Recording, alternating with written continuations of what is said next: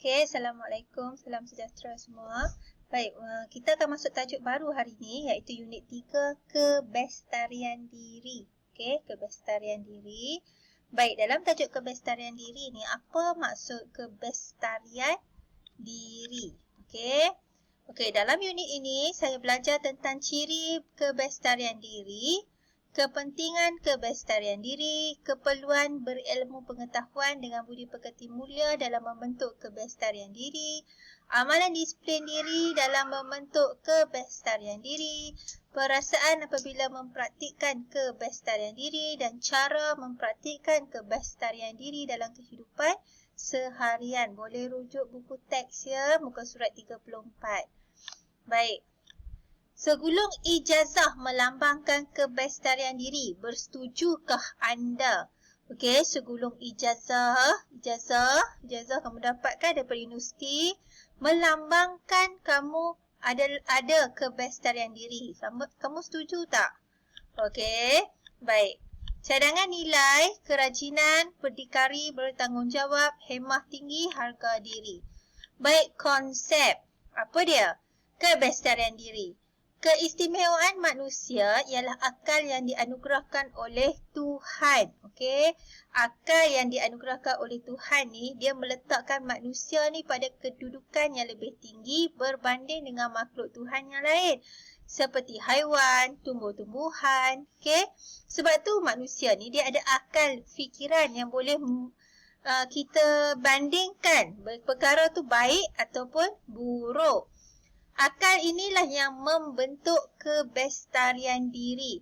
Baik, kebestarian diri merujuk seseorang yang berpengetahuan luas dan baik budi pekerti. Luas pengetahuan, bijak, pandai, berkemahiran. Tak semestinya pandai pelajaran, tapi dia mungkin pandai benda lain. Baiki motor, baiki kereta, dia pandai benda lain.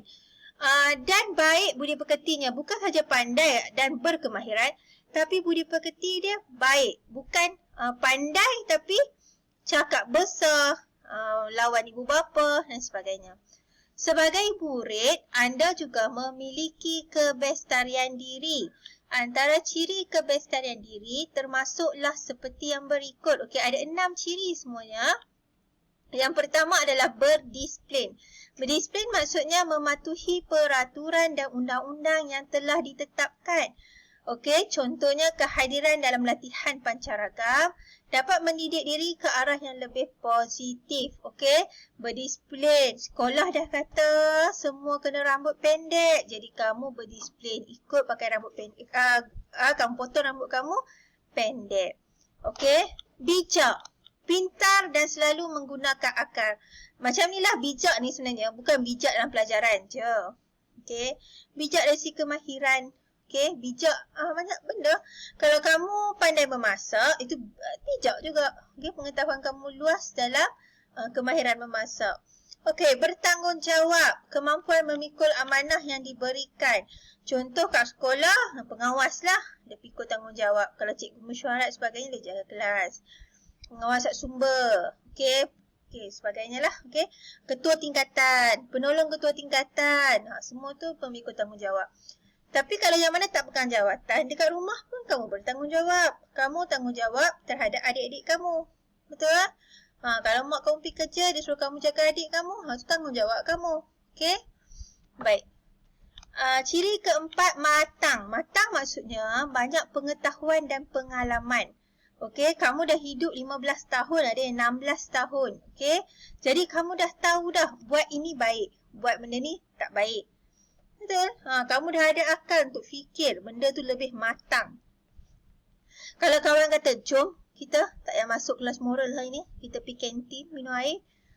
Kamu dah sebenarnya kamu dah tahu, kamu matang dah, kamu tahu dah akibat kesan daripada kamu buat benda tu. Tapi kamu buat juga. Itu maksudnya kematangan kamu lah. Okey.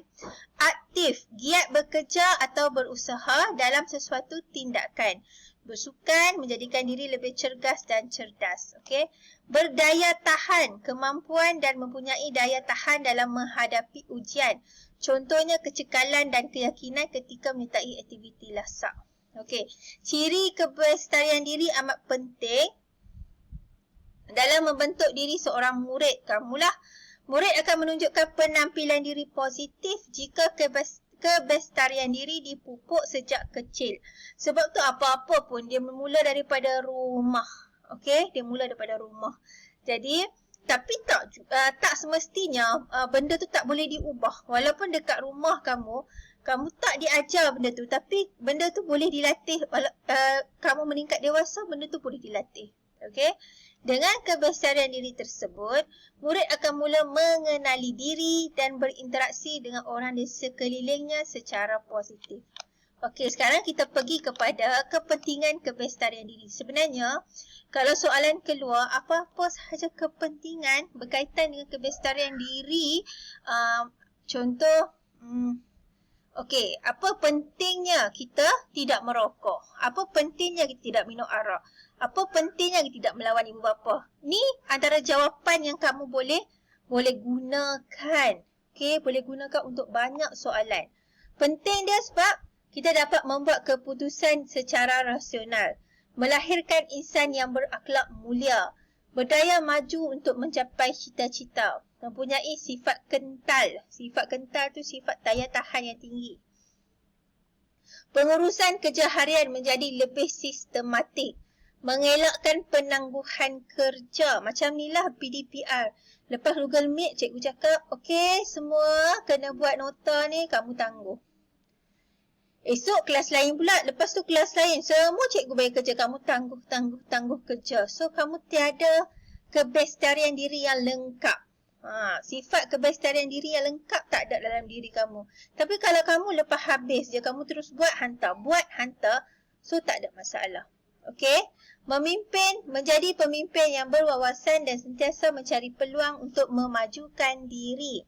Baik, murid yang mempunyai pengetahuan luas tapi tidak mempunyai budi pekerti dianggap tidak mempunyai kebestarian diri yang lengkap atau sempurna. Macam cikgu cakap tadilah ya.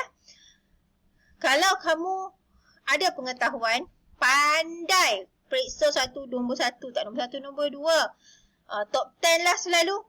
Tapi budi pekerti kamu sangat teruk, kamu cakap kasar dengan cikgu-cikgu, kamu tak hormat, kamu suka ponting, tapi kamu pandai. Kebestarian diri kamu ni sebenarnya tak lengkap atau tidak sempurna. Kita tak mau belajar macam tu. Kita nak belajar yang sempurna, lengkap. Walaupun ilmu pengetahuan dia sederhana. Kemahiran dia sederhana, tapi budi pekerti dia tinggi. Kedekati dia baik, dia mempunyai kebestarian diri yang lengkap dan sempurna. Cikgu tahu kamu semua, kamu rasa diri kamu tak pandai. Okey, ada yang tak rasa tak pandai. Tapi jangan risau. Okey. Kepandaian tu bukan sahaja diukur dari satu benda, iaitu pelajaran. Kemahiran ada lagi, banyak lagi benda. Okey. Janji kita berusaha, tak putus asa. Okey, pengetahuan. Berkemahiran, okey, ini adalah seorang yang bestari perlu seimbang dari aspek pengetahuan dan budi pekerti. Apa dia pengetahuan? Macam itu tadi, kemahiran. Ulang tadi, kemahiran. Boleh memberikan pandangan secara rasional. Itu pun pengetahuan. Okey, berprinsip. Itu pun pengetahuan. Baik, budi pekerti sentiasa bersyukur, menjaga harga diri dan sentiasa berwaspada. Banyak lagi sebenarnya budi pekerti ni Baik, keperluan berilmu pengetahuan dan berbudi pekerti mulia dalam membentuk kebestarian diri. Jadi penting, pengetahuan dan budi pekerti mesti seiring, sama. Okey, baru dikatakan pelajar tu, murid itu adalah murid yang kebestarian diri dia sempurna. Okey, baik. Ini adalah murid yang mempunyai kebestarian diri dipandang tinggi dalam masyarakat. Okey. Disiplin, okey, disiplin menjadi satu kebiasaan yang perlu diamalkan pada setiap hari. Okey, itulah kita kena ubah diri kita. Jadikan amalan mendisiplinkan diri kita, iaitu cekal dalam menghadapi cabaran hidup, terus berjuang walaupun menghadapi kegagalan, dapat mengawal diri dalam sebarang keadaan dan terus berusaha hingga mencapai kejayaan. Kalau kita amalan tidak mendisiplinkan diri, kita akan cepat putus asa dengan kehidupan. Memberikan pelbagai alasan apabila menghadapi kegagalan. Cepat marah dan bertindak mengikut perasaan dan bersikap sambil lewa dalam setiap tindakan. Sebab tu kita kena disiplin diri kita. Tapi kalau kata kamu disiplin diri kamu belajar hari-hari ikut masa, kamu dah buat latihan, waktu ulang kaji kamu ulang kaji, waktu bermain kamu bermain, waktu makan kamu makan, kamu dah buat. Waktu jaga adik kamu jaga adik. Tapi keputusan kamu sederhana. Kamu dah mengamalkan amalan disiplin diri yang baik. Jadi, kamu takkan rasa cepat putus asa. Takkan dah rasa cepat putus asa. Kamu akan, okey, nak usaha lagi. Macam tu. Okey, tapi kalau kamu memang tak mengamalkan disiplin diri, kamu tak ulang gaji pun, main je. Jaga adik pun tak, makan tinggal. Tak mau tolong mak dah kat rumah kan. Kalau kata keputusan kamu sederhana ataupun rendah, kamu memang rasa, ni lah.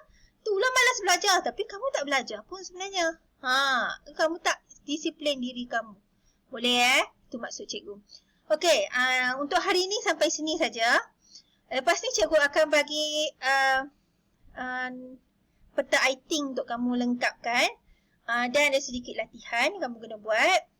So, berpandukan kepada video ni lah. Peta iting dan latihan tu. Okey, cikgu akan open Google Meet masa tutorial. Dalam tempoh setengah jam ni, kamu tengok video ni dulu. Okey, lepas tu cikgu akan open Google Meet untuk kamu buat latihan, tugasan. Kalau kamu ada masalah, nak apa dan sebagainya, boleh tanya masa tu. Sebab hari ni cikgu jaga SPM. Okey, thank you. Bye.